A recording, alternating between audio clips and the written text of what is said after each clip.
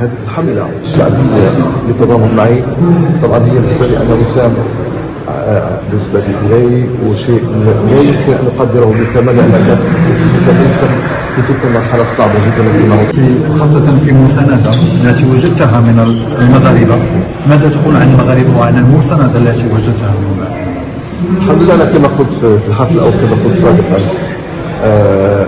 هذه الحملة هذه الهبة الشعبية للتضامن معي طبعا هي بالنسبة لي أنا وسام بالنسبة لي وشيء لا يمكن أن أقدره بكمال لأنك كإنسان في تلك المرحلة الصعبة جدا التي مرت بها نفسيا، وتركت الحمد لله أصداء لا شيء في المغرب وإنما حتى خارج المغرب، وأعطت صورة جميلة جدا لأمتنا المغربية المتضامنة، والله يجعلنا دائما إن شاء الله مترصين الصفوف دائما على القلب الواحد وعلى قلب رجل واحد. وتلك الوقفة والهبة شرف كبير بالنسبة لي أنا في مسيرتي، لا يمكن أن أصف مشاعري تجاه كل من وقف بجانبي بالكلمة أو بأيضا باتصال أو بتعبير بشتى أنواع يعني التضامن.